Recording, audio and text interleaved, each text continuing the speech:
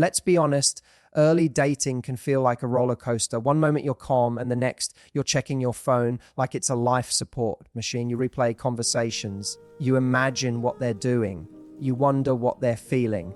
And before you know it, you're not dating a person anymore, you're dating your thoughts about them. So how do we stop this cycle of obsession before it takes over? Replace fantasy with facts. When we start dating someone new, it's easy to get swept up in the whirlwind of possibility. A cute smile, a great conversation, a charming text, and suddenly our brain takes off like it's writing a movie script. We begin to project traits onto them that they haven't yet shown. They're probably really kind. They must be loyal. They look like someone who's relationship material. But here's the truth, in those early stages, most of what we're reacting to isn't them, it's our idea of them. And that's the beginning of obsession. Fantasy fills in the blanks with the best possible story. But facts are slower, quieter, and a lot less glamorous. They show up through consistent behavior, follow through, and real conversations. They're not built in a day. That's why grounding ourselves in facts is so important. It gives us protection from falling too fast, too deep for someone we barely know. Because obsession doesn't require history, it just requires imagination. And imagination doesn't protect your heart. Think about this. How many times have you caught yourself planning future dates or even entire relationships with someone after only one or two interactions? That person might not have texted you in 2 days, but your brain is still convinced there's a special connection. Why? Because you're reacting to the fantasy, not the reality. Fantasy says, this could be something amazing. Facts say, they've only called me once, and they were vague about plans. See the difference? Replacing fantasy with facts is an act of emotional maturity. It's saying, I'm going to wait to see how this person shows up before I assign them any value in my life. That doesn't mean being cold or cynical. It means being discerning. It means observing how someone handles communication, how they treat others, how reliable their words are. If you're not watching their patterns, you'll fall for their potential instead of their reality. And obsession is almost always built on potential. Another reason fantasy is so seductive is because it feels good. It gives us hope. It's exciting to believe we found someone special. It feeds our desire for connection, for validation, and for the story we've been waiting to live. But that excitement can be misleading. If you don't catch yourself, you can confuse emotional intensity with emotional security, and that confusion leads you down a path where you ignore red flags, justify inconsistent behavior, and start working to someone who hasn't earned you. One powerful way to come back to reality is to ask yourself regularly, what has this person actually done to deserve the emotional energy I'm giving them? Have they consistently communicated? Have they made an effort to get to know you? Are they curious about your world, or are they just charming in conversation? Questions like these can be grounding. They remind you to look at the person as they are, not as you wish they were. And here's the empowering part. When you start to value facts over fantasy, you automatically start protecting your peace. You stop chasing validation and you start evaluating behavior. You stop wondering, what can I do to keep them interested? And start asking, do I even like who they are? When I stop romanticizing them, that shift might not be as instantly gratifying, but it builds real confidence. It gives you control, and it takes obsession out of the equation. Don't abandon your life. One of the most common traps people fall into during the early stages of dating is putting their entire life on hold. They meet someone new, feel that rush of excitement, and suddenly everything else gets downgraded. Friends are rescheduled, routines are skipped, passions are paused, and all of it happens quietly, almost invisibly, in the name of possibility. It's like we believe we need to make room for this person, even though they haven't earned a permanent spot yet. The problem is, obsession often begins the moment we start shrinking our world to make space for someone else. When your hobbies, goals, and friendships begin to take a back seat, you're handing over too much emotional power. You're saying, you're the most important thing in my life right now, before you've even had the chance to see if they should be. And that imbalance creates pressure, not just on you, but on the connection itself. When you have nothing going on outside of that person, you become overly focused on how they respond, how quickly they text back, how invested they seem. Every silence feels louder. Every small sign becomes amplified. Why? Because you've made them your main source of fulfillment. But fulfillment comes from someone you barely know. It has to come from a life that already feels full, with or without them. Healthy dating doesn't require you to abandon your identity. In fact, your independence is one of the most attractive things you bring to the table. It shows self-respect. It shows boundaries. It tells someone, I like you, but I'm not giving up the things that matter to me to chase your attention. That energy is powerful. It keeps you grounded. And it makes sure that if something does grow, it grows in a balanced, healthy way. You'll notice something interesting: when you keep your life in motion, your anxiety starts to quiet down. You're not refreshing your phone every 10 minutes because you're too busy living. You're not checking their stories on Instagram every night because you have plans with people who love you.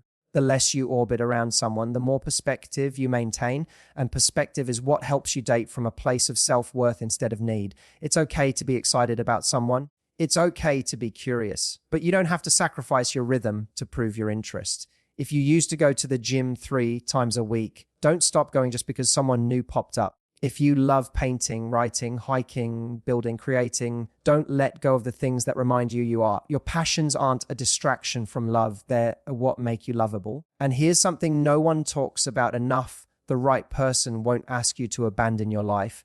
They'll respect your time. They'll admire your ambition. They'll see your commitments and feel inspired by them, not threatened. People who are emotionally mature want to add to your life, not consume it. So instead of clearing space too early, keep your world vibrant, rich, and whole. If they belong in it, they'll find a way to meet you where you are. Slow down the story. In early dating, our minds have a habit of speeding ahead. We meet someone we click with, and within days or even hours, we're imagining a future with them. We start crafting mental stories: what our next date will look like, how they'll fit into our friend group, what a life with them could feel like. But this rush to create a narrative can be dangerous because the more invested we get in the story, the less we see the reality. Obsession often isn't about the person, it's about the fantasy you've already started to live in. When you're caught up in your imagination, you stop paying attention to what's actually happening in front of you. Are they consistent? Are they showing genuine interest? Are they emotionally available? These important questions get buried under the excitement of what this could become. But dating isn't about writing a romance novel in your head. It's about observing, feeling, and discovering. And none of those things can happen if you're stuck in the future instead of grounded in the present. It's normal to feel excited when you meet someone with potential.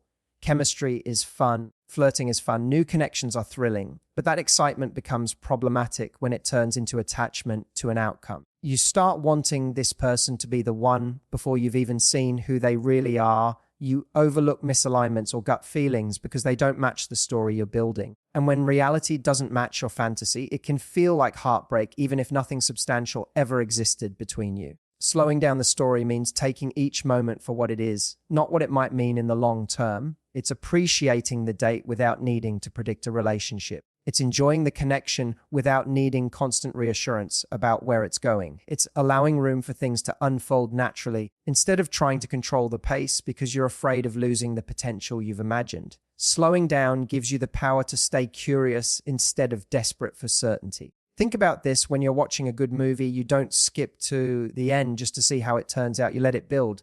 You want to experience the arc, the characters, the tension, the beauty of the unfolding. Dating should be the same. If it's real, it will last. If it's meaningful, it will grow. But rushing ruins things. It makes you skip the red flags and ignore the small but essential signals that tell you who this person really is. By slowing the story, you also protect your heart, because when you move too fast emotionally, you set yourself up for disappointment. You begin to expect things that haven't been promised. You start making emotional investments without knowing if there's mutual commitment. That gap between expectation and reality is where obsession feeds and heartbreak begins. But if you allow space, if you pace your hope, you give yourself room to adjust, to step back, and to make better choices. And here's something powerful: when you slow things down, you create emotional safety for both people. There's less pressure, less performance. You're not trying to make someone be your person. You're watching to see if they naturally become that. You're not forcing a timeline. You're building a connection based on shared effort, not forced intensity. That's where true connection lives, not in fantasy, but in presence. Measure effort, not potential. One of the most seductive traps in early dating is falling in love with someone's potential. We see a few promising traits: charm, intelligence, ambition, shared interests, and suddenly we start filling in the rest of the story with idealized qualities. We tell ourselves, if they just worked on this one thing, they'd be perfect, or they have such a good heart underneath it all. But this mindset sets you up to chase a version of someone that only exists in your head. Potential is not a promise. It's an unproven maybe. Here's the truth: a person's potential can't date you. Their effort does. You don't experience someone's good intentions. You experience their behavior. So when someone says all the right things but doesn't follow through, that's not potential, it's inconsistency. When they tell you how amazing you are, but you rarely see them making time for you, That's not romance, it's wishful thinking. What matters is how someone shows up consistently without needing to be chased, reminded, or convinced. It's easy to fall for the idea of who someone could become if they just grew a little more, healed a little more, or matured a little more. But dating someone based on who they might be is like investing in a house that doesn't exist yet on land they don't even own. Effort, on the other hand, is visible. It's in the little things.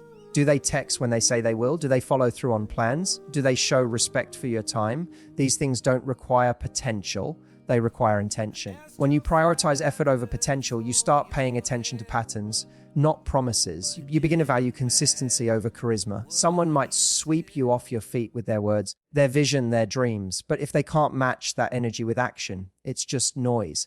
A healthy relationship is not built on what could happen someday. It's built on what is happening right now between two people who are both choosing to show up fully, not halfway. Many people stay in emotionally confusing situations because they keep focusing on who someone could become. If only they weren't so busy. If only they had less baggage. If only they were ready. But all of these were distractions from the truth. If someone is ready, they'll show it. If someone wants to build something with you, you won't need to decode their actions or wait for them to catch up emotionally. They'll make it clear, not just once, but consistently over time. It's also worth asking, are you investing in their potential? Because it allows you to avoid your own fear of being alone. Sometimes the reason we cling to potential is because we're afraid that this is as good as it gets. We think, well, no one is perfect. And while that's true, imperfection is not the same as inconsistency. Everyone has flaws, but effort is non-negotiable. You deserve someone who's actively trying, not someone you're emotionally babysitting, waiting for them to rise to the occasion. The shift happens when you realize that effort is the clearest form of interest. People who are interested don't leave you guessing. They don't breadcrumb you with potential. They show up. They listen, they care, they act. When you begin to measure people by what they do, not what they could be, you protect your heart, you raise your standards, and you move closer to a relationship that's based on reality, not projection. Reclaim the power of uncertainty. In early dating, one of the most uncomfortable feelings we face is uncertainty. We don't know what the other person is thinking. We're not sure where things are going. We're trying to read signals, decode texts, and interpret silences. And because our brains crave clarity and control, we rush to close the gap. We want answers, definitions, labels. But here's the truth: uncertainty is not a threat. It's a natural part of the early discovery phase. And if you learn to embrace it, it becomes your greatest source of power. Uncertainty becomes dangerous only when we try to escape it too quickly.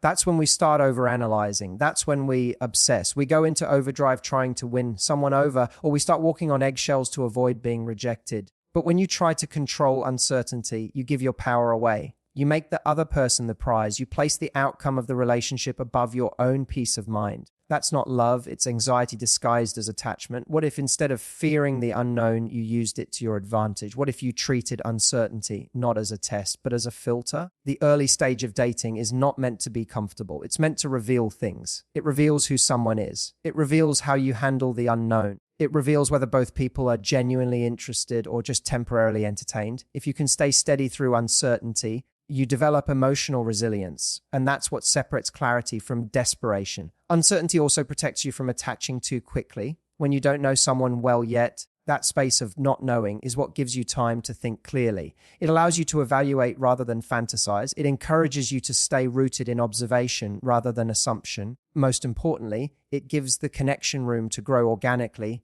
without being forced. A connection that can't survive the unknown isn't a connection that would have lasted in the known either. A powerful mindset shift is to start seeing uncertainty as freedom. You are not locked in, you're exploring, you're learning. You're free to walk away if things don't align. You're not waiting to be chosen, you're choosing to. When you let go of the need to know exactly how things will turn out, you stop needing constant reassurance. You realize that your peace isn't dependent on someone's next move. It's anchored in your ability to stay grounded in your own worth. Most of the anxiety we experience in early dating comes from trying to control something we're meant to explore. We think, if I just knew how they felt, I'd feel safe. But safety isn't in knowing, it's in trusting that whatever happens, you will be okay. When you reclaim the power of uncertainty, you're saying, I'm okay not having all the answers yet. I'm okay taking things slow. I trust myself to handle whatever truth reveals itself. That's emotional strength. That's real confidence. And ironically, the less afraid you are of uncertainty, the more attractive you become. Why? Because people are drawn to those who don't chase, to those who are present curious, self-assured. When you don't try to rush the process, you allow it to unfold naturally. You stop chasing security and start showing security. You become someone who can sit with the unknown. And that is magnetic energy in a world obsessed with instant answers. Set emotional boundaries early. When we first meet someone and feel that spark, it's easy to jump headfirst into emotional intimacy. We tell ourselves it's rare to feel this kind of connection, so we lean in fast. We share our stories, our wounds, our fears. We open up more than we plan to. And before we even know what the other person's intentions are, we've built a deep emotional attachment. But without boundaries, early vulnerability can create a false sense of closeness. It feels like love, but often it's just unbalanced emotional exposure. Setting emotional boundaries early isn't about building walls. It's about setting a pace. It's saying, I'm allowed to feel what I feel, but I don't have to give everything all at once. You're not being guarded, you're being intentional. You're allowing connection to unfold over time so that it grows in alignment with the level of trust and consistency being shown. Healthy emotional investment isn't something you throw at someone on week one. It's something you build step by step as someone earns it. In the absence of boundaries, emotional intensity can become addictive. You start craving the next conversation, the next moment of connection, the next validation hit. It begins to feel like you need them to feel okay. But that's not connection, that's emotional dependency. Boundaries help you stay anchored in yourself. They remind you that you are whole with or without their attention, their reply, or their approval. You can enjoy the connection without surrendering your sense of self. One of the best ways to set emotional boundaries is to resist the urge to disclose too quickly. You don't need to tell someone your whole life story in the first few dates. You don't need to share your deepest insecurities just because they asked a kind question. Vulnerability is beautiful, but it should match the level of emotional safety present. If someone hasn't proven themselves to be trustworthy, consistent, or emotionally available, they haven't yet earned the deeper layers of you. Another boundary that often gets overlooked is the boundary with your own mind. Ask yourself, are you already imagining a future with this person? Are you already attaching meaning to every small gesture or reply? Emotional boundaries don't just exist between you and the other person, they exist within your own thoughts. You can hold space for curiosity without making emotional commitments to someone who hasn't committed to you. Your thoughts don't have to run the entire love story on day 3. Emotional boundaries also mean not over-prioritizing someone too early. You don't have to change your schedule or rearrange your life for someone who is still proving whether they're consistent or serious. Keep your priorities in check. Make space, yes, but don't empty your emotional tank just to make them feel comfortable. A balanced connection grows when both people are showing up, not when one person is carrying the weight of the emotional experience alone. When you lead with strong emotional boundaries, you create space for a healthy mutual rhythm. You give yourself room to observe how they show up. You allow the bond to grow naturally with clarity and intention. And most importantly, you protect your emotional energy from being poured into something that may not be built to last, because emotional intimacy is not about speed, it's about depth. And depth comes from two people who invest at a similar pace with mutual respect and emotional responsibility. So if you've ever found yourself spiraling in the early stages, overthinking every message, rearranging your life for someone new, or getting caught up in who they could be instead of who they are, take a breath, come back to yourself. You don't need to lose yourself to love someone. You don't need to figure it all out right away. You are not here to audition for anyone's affection. You are here to explore, to stay grounded, and to protect your peace while letting something real unfold. Obsession thrives on fantasy, fear, and fast forwarding. But connection, real connection, grows in presence, balance, and truth. When you replace fantasy with facts, hold on to your life, stay present, value effort over potential, embrace the unknown, and set emotional boundaries. You stop chasing people and start attracting what actually deserves you. You don't need to rush to the finish line. Love, the kind that lasts, isn't something you force. It's something you recognize, and it recognizes you back. Stay open, and above all, stay you.